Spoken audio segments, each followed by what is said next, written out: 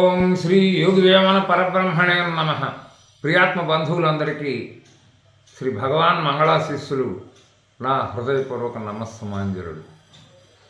తనలో సర్వం ఉండగా తన లోపల వెదుకలేక ధర వెదికెడి ఈ తనువుల మోసడి ఎద్దుల మనముల తెల్పంగవసమే మహిళో వేమ.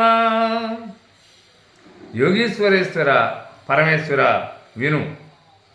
తన లోపలనే సర్వయోగ భోగాలు, సంపదలు, సిద్ధులు, అష్టైశ్వర్యాలు, సమస్త భక్తిముక్తులు అందుకొని అనుభవించడానికి సిద్ధమై ఉండగా ఈ సత్యాన్ని తనయందే వెదకి గ్రహింపలేక తనకు దూరంగా ఎక్కడో అన్యంగా ఏదో లోకాన వెదకి విపరీత బుద్ధి చేత అజ్ఞానులై ఈ శరీరము జీవునకు ఉపాధి అని తెలుసుకోక బండిపై బరువు మోయుచున్నటువంటి ఈ పశు సమానులకు తత్వరహస్యములకు బట్టబయలు చేసి బోధించుట అంత సులభమైన పని ఈ జన్మ కాదు కదా అని అంటాడు వేమన.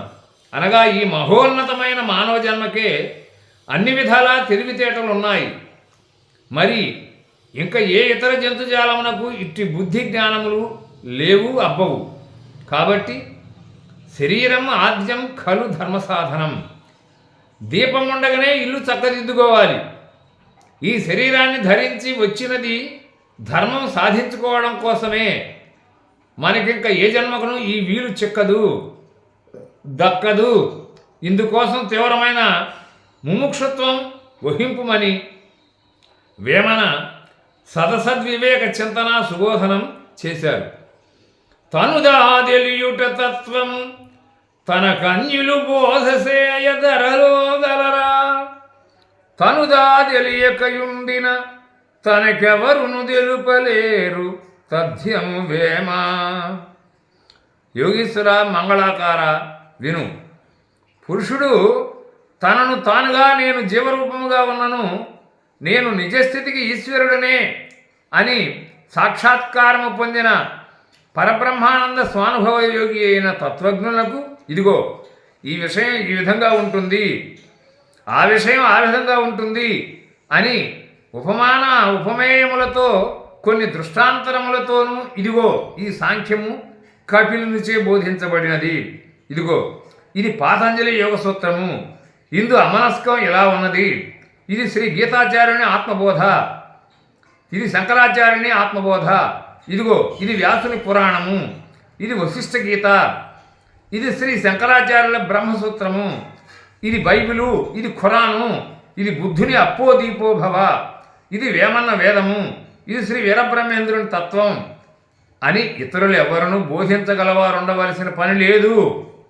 తనకు తానుగా ప్రయత్నించి తత్వ జిజ్ఞాసి అయి తెలుసుకొనకున్న అటువంటి సమయం అందైనా ఇతరులు ఎవ్వరును తనకు బోధింపలేరన్నట్టు కూడా సునిశ్చయమే అని వేమన ఎదురులేని అదరు బెదరు లేక తిరుగులేని సత్యాన్ని స్పష్టంగా అందరికీ నుడివి ఉన్నారు.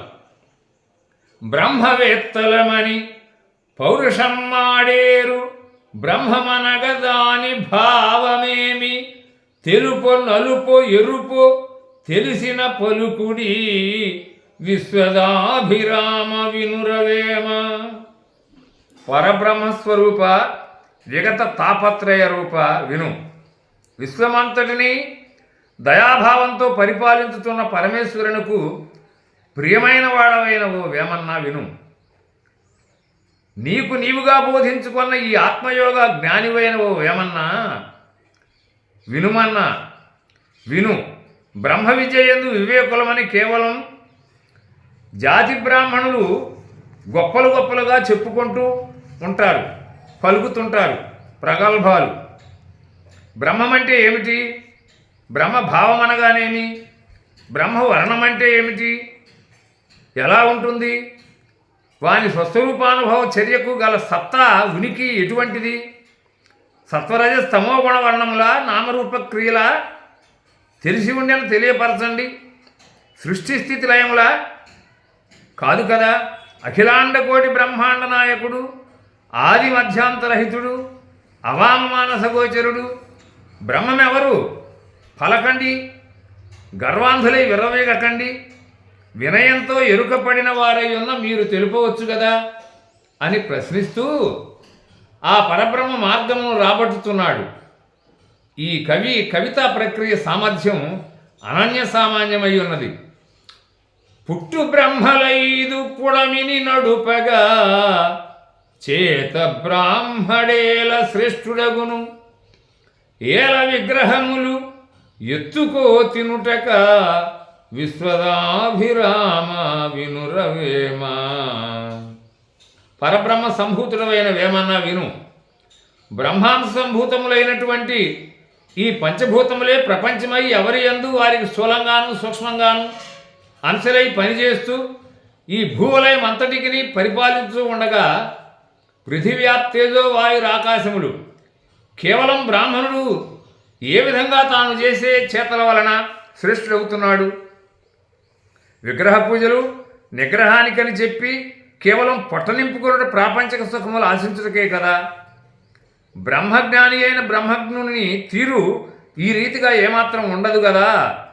బ్రహ్మమైతే బ్రహ్మముగానే ఉంటుంది కదా అని.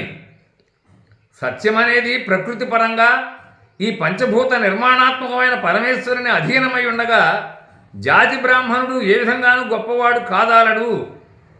దేవాలయాలు కానీ వాని అందున్న విగ్రహాలు వాటికై చేసే కర్మకాండ పూజాదులు ఇవన్నీ ప్రజలను మభ్యపెట్టి చేసే కుహనాచేతలే తప్ప కేవలం పూజాదులు కర్మకాండ తంత్రములే తప్ప మంత్రమహిమ కాదు కదా. వీటన్నింటికీ మూలభూతమైన పరమాత్మను తెలుసుకొని జన్మన బ్రాహ్మణ మాయలో పడకుండా బ్రతకడమే ఈ జన్మ సార్థకతకు కారణమవుతుందన్నాడు వేమన్న. సత్యాన్నాస్తి పరోధర్మ, సత్యవంతుడు లోకమునందు ఎందేనే మాయావసుడు కాడు కదా అని కూడా చెప్తున్నాడు. తల్లిదండ్రులెన్న తొల్లింటి గురువులు, పార్వతి భవులెన్న పరమ గురులు, కూలివాండ్ర జగతి గురులన ద్రోహంబు విశ్వదాభిరామ వినురవేమా. భవరోగ వైద్యుడైన ఓ మహాయోగి వేమన్నా విను. ఈ లోకంలో ఎవరికైనా పూజనీయులైన తన్నుగన్న తల్లిదండ్రులే ప్రథమంగా నిజమైన గురుమూర్తులై ఉన్నారు. ఆ తరువాత భక్తి శ్రద్ధలతో ఎన్నుకోదగిన మోక్ష సాధనకై దృష్టి పెట్టదగిన పరమ గురుమూర్తులు పార్వతీ పరమేశ్వరుడు. ఇంతకు మినహా ఇహపరాలు సాధించుకోవడానికి వేరే గురు సంప్రదాయం అన్నది ఈ లోకంలో లేనే లేదు. ఇంట్లో తల్లిదండ్రుల సేవాశక్తిని వదలి కొండ మీద దైవం అంటే నమ్మదు మన హైందవ ధర్మం. ఈ నిజాన్ని అందరూ తెలుసుకోవాలి అంటాడు మన వేమన. విను, ఈ జగత్తులో కూలి కోసం బ్రతికే వాళ్ళంతా గురువులమని చెప్పుకొని ఈ ప్రాపంచిక విషయాలంపటులై దేశద్రిమురులై తిరుగుతూ ఉంటారు. ఇట్టి వాళ్లను గురువులంటే ముమ్మాటికి అది గురుద్రోహమే అవుతుంది. ఎందుకంటే శ్రీ గురు గీత కానీ, శ్రీమద్ భగవద్గీత కానీ, శ్రీ వశిష్ఠ గీత కానీ, లేదా ఉపనిషత్తులు, ఆదిశంకర బ్రహ్మసూత్ర భాష్యాలు, వీటన్నింటా గల సత్తానే ప్రస్థానత్రయమని పెద్దలు అంటుంటారు. ఇటు శాస్త్రానుభవము ఆత్మానుభవము కలిగిన వారే గురుదేవులన్నుటకై వీలున్నది కానీ లేకపోతే లేదు. ఈ సత్యాన్ని పెద్దలు బహుదా అంగీకరిస్తారు కూడా. ఈ విషయమై శ్రీమద్ విరాట్పోతులూరు వీరబ్రహ్మేంద్ర స్వాముల వారు ఈ విధంగా సెలవిచ్చారు. ఉల్లిగడ్డలకై ఉపదేశమిచ్చేటి కళ్ళ గురువులు ఉద్భవించేరాయా అన్నారు కదా. శృతి యుక్తి అనుభవంబును గతియౌ పరిపూర్ణ తత్వగాహన కనువై మతిమంతుడు సాధకుడు ఈ క్షితివీని ప్రమాణముగను చేకును సుకృతి.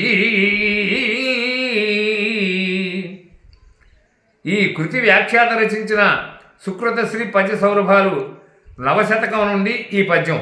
ఈనాడు వ్యవహారంలో ఈ గురుపదం గౌరవార్థం పోయి నీచార్థంలో వాడబాడడం చూస్తే కలియుగాంతమేమో అనిపించక మానదు. శ్రీమద్ ఉమాశంకరుడు సదాశివంకరుడై అమంగళము పరిహరించి సర్వలోకాలకును అభయంకరుడుగాక. ఆత్మదేహమందు అతి సూక్ష్మముగా చూచి దేహమాత్మయందు తేటపరచి ఆత్మనిందు చూచు అతడెపో బ్రహ్మంబు విశ్వదాభిరామ వినురవేమ. విశ్వనాథుని భక్తాగ్రగణ్యుండవైన ఓ వేమ విను. దృశ్యమానమైన ఈ స్థూలదేహము కంటే అతి సూక్ష్మ రూప మనస్సునై గ్రహించి అట్టి మనస్సును పూర్తిగా నిగ్రహించి దేహాది ఇంద్రియాలను సక్రమంగా ఆత్మయందు విలీనం చేసి ధ్యాననిష్ఠుడై సర్వత్రా ఆత్మానందమనే అనుభవించుతున్నాడు. అతడు బ్రాహ్మీ స్థితుడై ఉన్నవాడే అవుతున్నాడు. ఇట్టి ఆత్మయోగ సాధన ఎవరైనా ప్రయత్నించి సాధించవచ్చు, సంశయమే లేదు. జన్మ సాఫల్యమునకు ఇది ఉత్తమమైన మార్గం కూడా. ఆత్మ దేహాది ఇంద్రియముల కంటే మిక్కిలి సూక్ష్మని తెలుసుకొని అట్టి వానిని ఎల్లా ఆత్మయందు దృఢం చేసి సుస్థిరం చేసి ఆ ఆత్మ సర్వమునందు అనగా చరాచర ప్రాణులందు ఆ ఆత్మయే వ్యాపించి ఉంటున్నది అని తెలియబడుతూ అట్టి దృష్టి కలిగిన వాడే సర్వత్రా బ్రహ్మమయుడై ఒప్పుతున్నాడు. ఎందు దూచినా తానే సమస్తమునందు కనపడుతూ రెండవ వస్తువు లేక ఏకమయ్యి ఒప్పుతున్నాడు. ఈ స్థితియే సచ్చిదానంద పరబ్రహ్మమై ఒప్పారుతున్నది. ఇట్టి పరిపూర్ణ ప్రజ్ఞను ఎరిగినవాడే యోగి అని ఆ మహాయోగి వేమన ఈ పద్యం ద్వారా తన అభిమతాన్ని తెలియజేశాడు. విశ్వమును నడిపెడి విశ్వేశ్వరుండు బ్రహ్మజనులకేల పాటిదక్కు వనములోని కోతి వసుమతి నడుపున విశ్వదాభిరామ వినురవేమ. విశ్వదాభిరామ వేమ విను. విశ్వమంతటిని ఏ కొరంత లేకుండా నడిపే విభుడు విశ్వంభరుడు విశ్వేశ్వరుడై ఉండగా బ్రహ్మవంశజులైన బ్రాహ్మణులు సృష్టి స్థితి లయకారకులము మేమేనంటారు. ఆత్మరూపం బ్రహ్మమైనప్పుడు బ్రహ్మవంశజులు కానివారెవరుంటారు? ఈ విషయం ఎంతవరకు సమంజసం? బ్రహ్మభావంతో ఎంతవరకు వారు న్యాయస్థులుగానున్నారు? భగవంతుని ధర్మ సంస్థాపన భాగంలో వీరి ప్రమేయం ఎంత? వారికి ఎంత మేరకు ఈ న్యాయం అన్వయమై దక్కుతుంది, వర్తిస్తుంది? పరిశీలిస్తే ప్రశ్నార్థకంగానే మిగిలిపోతున్నది. వనములో ఉంటూ వనంలోనే తింటూ వనంలోనే త్రాగుతూ కోతి కొమ్మచ్చులాడుతూ మరి ఆడుకుంటూ ఉంటూ ఉన్న ఒకానొక కోతి నేనే ఈ వలయాన్ని అంతటినీ పరిపాలించే ఏలికను అంటే అది ఎంత హాస్యాస్పదం! కేవలం జాతి మాత్రోపజీవులైన బ్రహ్మవంశజుల వల్లనే లోకస్థితులంటే నవ్వవలసిందే మరి అని ఈ మహాయోగి తెలియజేస్తున్నాడు. చదువు అని కన్నా చాకలి తామేలు గురము వేల్పు కన్నా కుక్క మేలు సర్వసురల కన్నా సర్వేశ్వరుడు మేలు విశ్వదాభిరామ వినురవేమ. వేమ విను. వేదాలు చదివి అనుభవంతో అర్థం స్ఫురింపని వానికంటే వలువలు ఉతికి ఇంటింటా ఎవరివి ఎన్నో గుర్తుపెట్టుకొని అప్పచెప్పే చాకలివాడు కొంతవరకు మేలైనవాడు.